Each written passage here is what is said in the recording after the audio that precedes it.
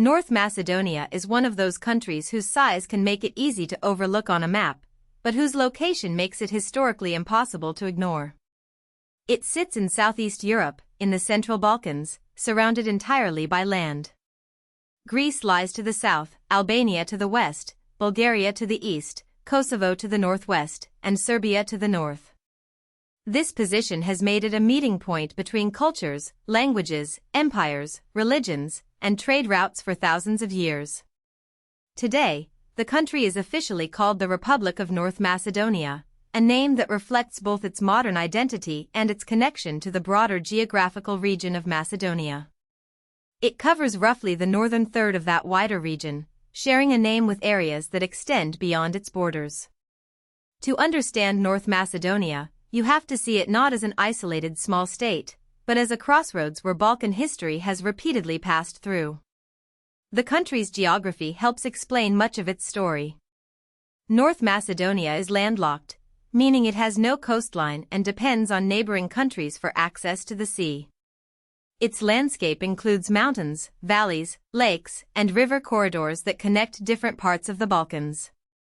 These natural routes made the region attractive to armies, merchants, settlers, and imperial administrators. Being surrounded by neighbors has also meant that North Macedonia's politics and identity have often been shaped by relationships beyond its own borders. The capital, Skopje, sits in the north and is by far the country's largest city. It is home to about a quarter of the national population, which totals a little over 1.83 million people. That concentration gives Skopje enormous cultural, economic, and political importance. In a small country, the capital is not just an administrative center, it is the main stage where national life becomes visible.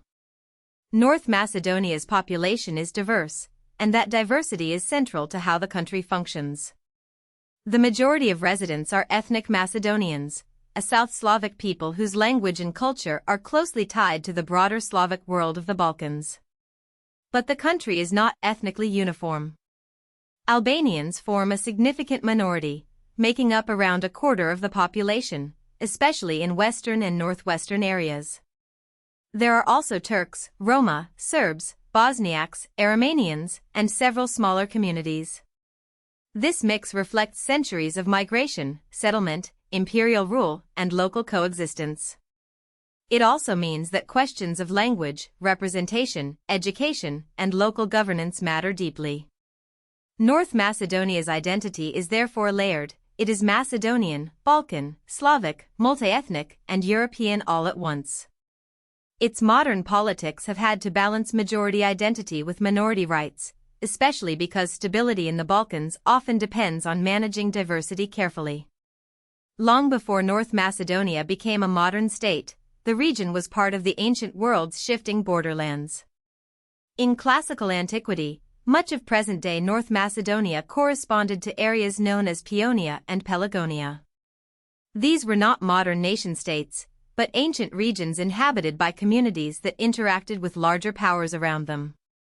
In the late 6th century BC, much of the area was subjugated by the Persian Empire during its westward expansion.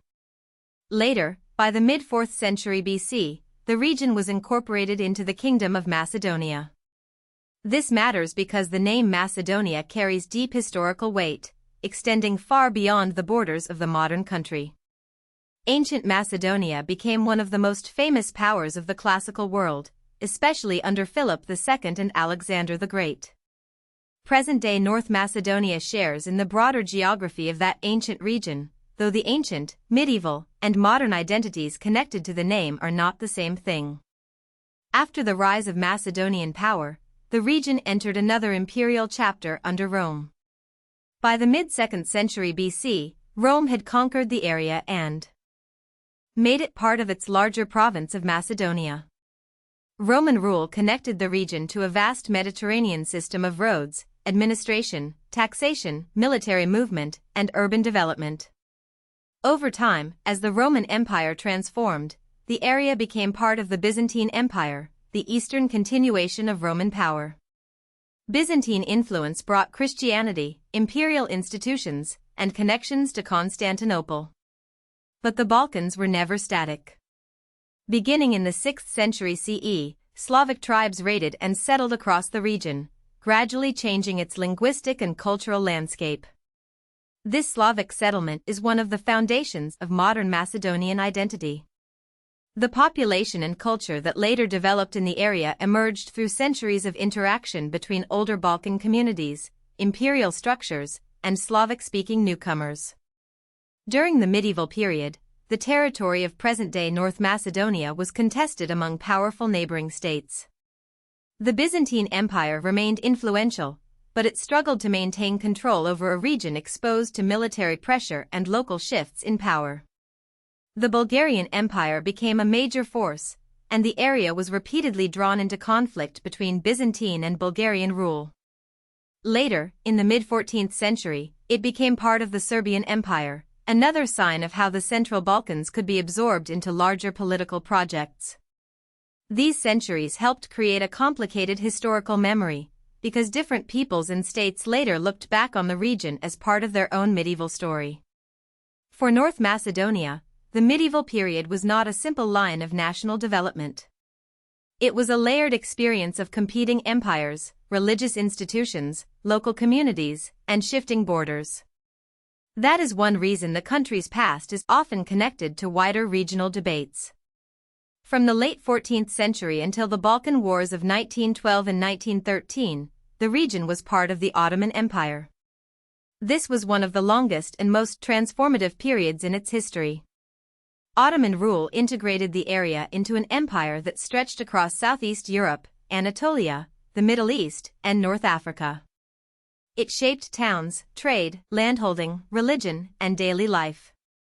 Muslim communities grew, Christian communities remained, and the region's ethnic and religious diversity deepened. Ottoman towns became places where different languages and traditions existed side by side, sometimes peacefully and sometimes with tension. By the 19th century, nationalism was rising across the Balkans, and Ottoman control weakened. Neighboring national movements increasingly viewed Macedonia as a strategically and symbolically important region. When the Balkan Wars broke out, Ottoman rule in much of Europe collapsed. The territory of present-day North Macedonia then came under Serbian rule, marking a major turning point.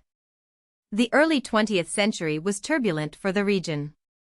After the Balkan Wars, the territory came under Serbia, but the First World War quickly disrupted that arrangement.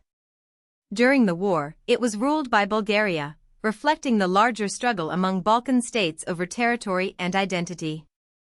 After the war ended, the area returned to Serbian rule as part of the newly formed Kingdom of Serbs, Croats and Slovenes, later known as Yugoslavia. This new state attempted to unite several South Slavic peoples under one political framework, but internal tensions remained. During the Second World War, the territory was again ruled by Bulgaria, showing how unresolved regional claims could resurface during major European conflicts. For local people, these decades meant repeated changes in administration, language policy, military authority, and political loyalty. The region was not merely watching world events from the sidelines, it was directly reshaped by them. In 1945, after the Second World War, the region entered a new phase as a constituent state of communist Yugoslavia.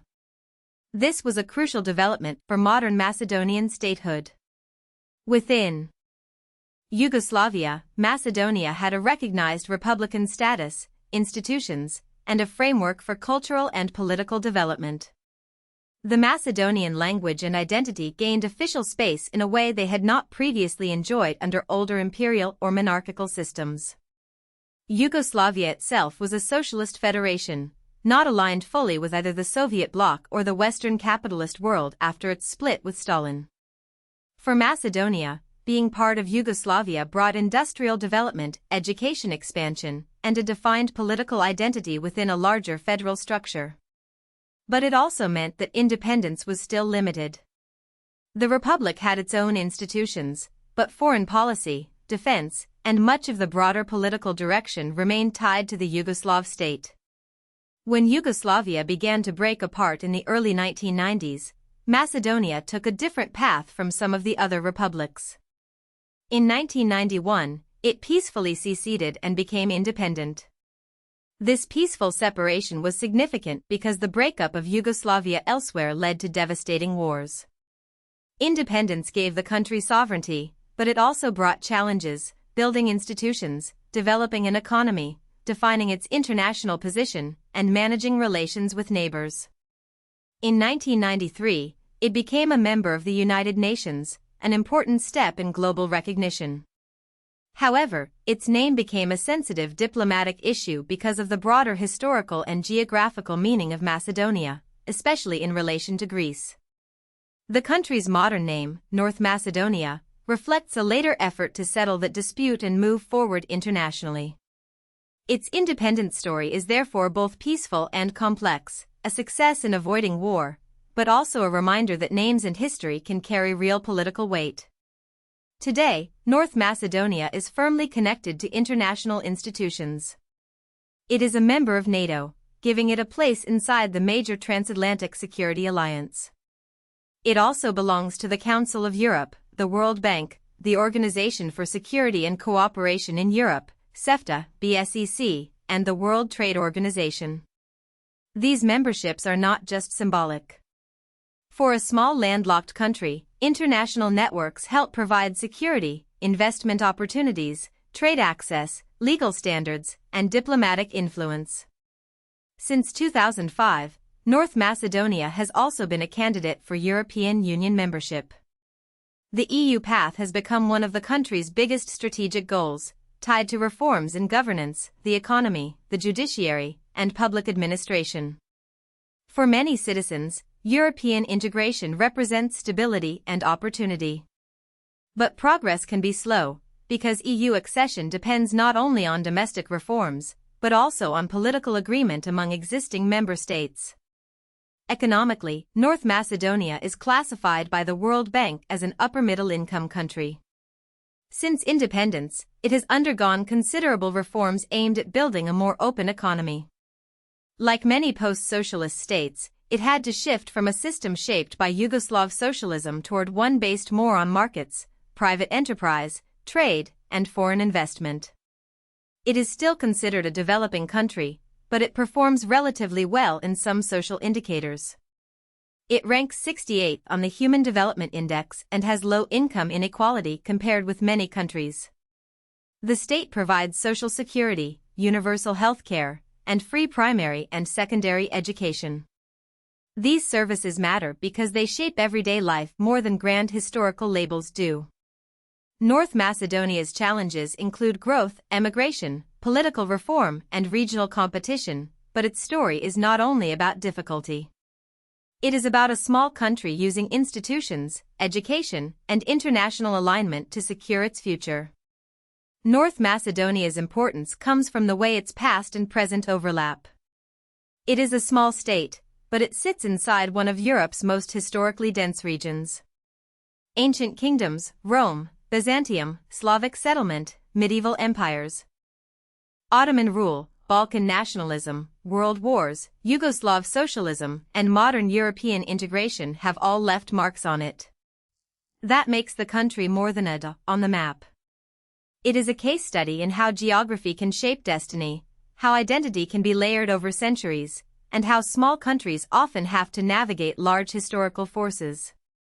Modern North Macedonia is multi-ethnic, landlocked, reforming, internationally connected, and still working toward deeper European integration. Its story is not defined by one empire, one group, or one moment. It is defined by continuity through change, a Balkan crossroads that has repeatedly adapted, survived, and reintroduced itself to the world. If you found this helpful, please like this video and subscribe for more explainers.